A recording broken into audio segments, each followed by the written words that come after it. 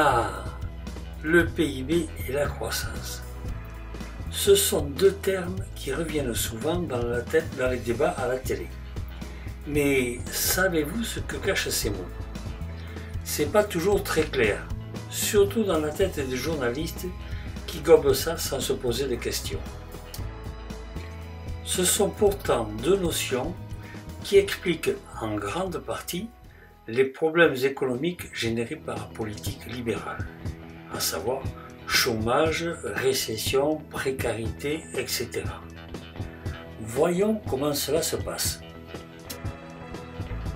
Étudions un facteur de croissance du système libéral qu'est l'inflation.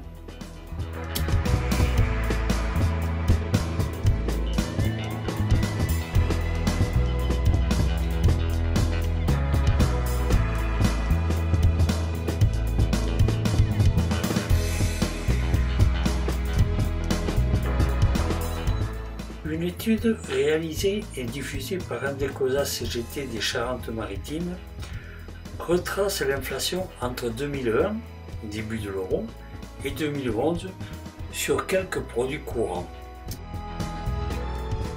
L'inflation étant la différence de prix d'un produit entre le début et la fin de l'année.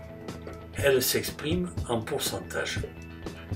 Je ne vous présente là que quelques produits qui ont dépassé les 10% d'inflation par an pendant cette période 2001-2011. Je ne suis pas sûr que ces produits figurent dans l'inflation calculée par l'indice INSEE. Cet indice a tellement été manipulé par les gouvernements successifs qu'il ne représente rien, surtout pas l'inflation réelle.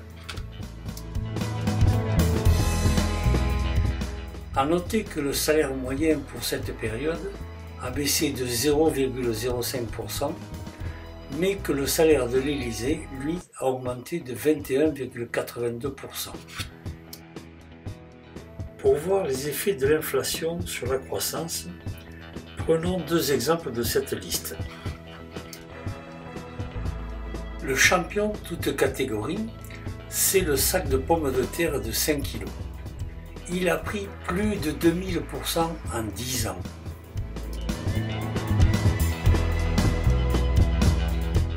Le deuxième exemple sera pour la Clio, qui n'a pris que 187% en 10 ans.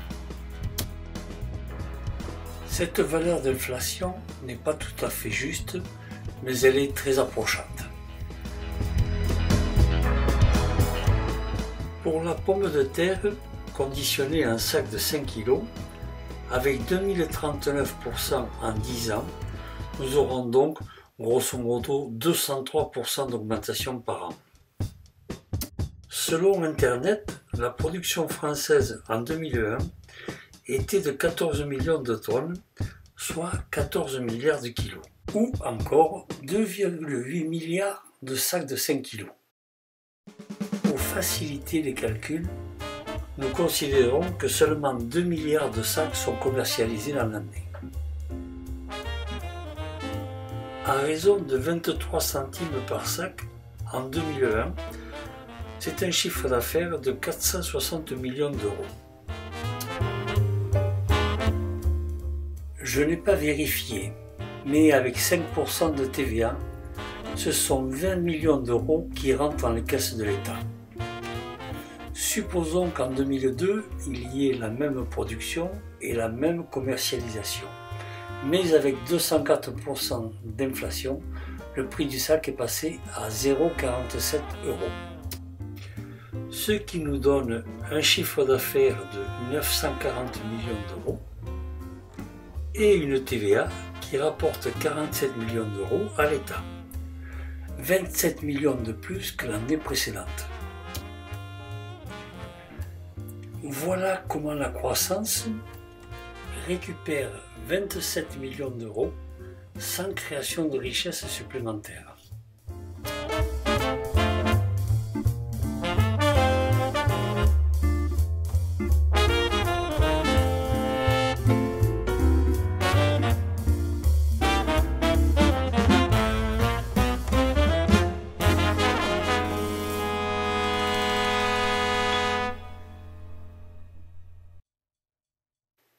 Pour la Clio, l'inflation n'est que de 18,7% par an. En 2001, il s'est vendu 2 255 000 voitures à 4 685 unités. C'est un chiffre d'affaires de 10 564 millions qui a été réalisé. Avec 20% de TVA, ce sont 2 113 millions d'euros qui sont rentrés dans les caisses de l'État. En 2002, avec 18,7% d'inflation, le prix de la voiture passe à 5 562 euros. Malgré une baisse des ventes de 210 000 unités, le chiffre d'affaires s'élève à 11 930 millions d'euros. La TVA cette année-là rapporte 2,386 milliards d'euros au fisc.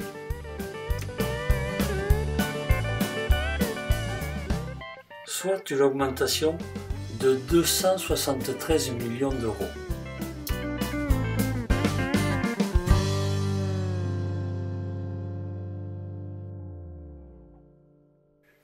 Voilà comment l'inflation remplit les caisses de l'État et fait que la croissance augmente alors qu'il n'y a aucune création de richesse supplémentaire.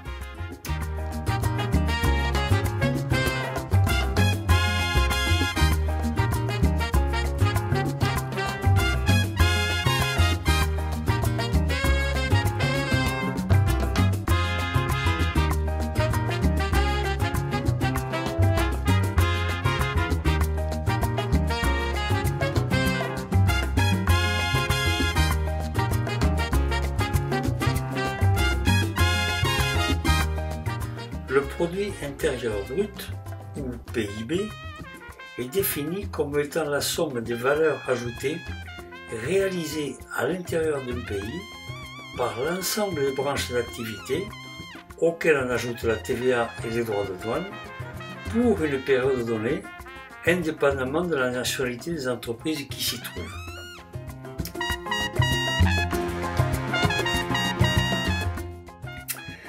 Mais le contenu du PIB peut être sujet à caution. Une banque, une assurance, un syndicat créent-ils des richesses? Je ne le crois pas. Et pourtant, leur chiffre d'affaires figure bien dans le PIB. Entre 2001 et 2002, le PIB de la France passe de 1 544 milliards à 1 594 milliards, soit 50 milliards de plus. La part de l'inflation dans cette augmentation n'est pas indiquée.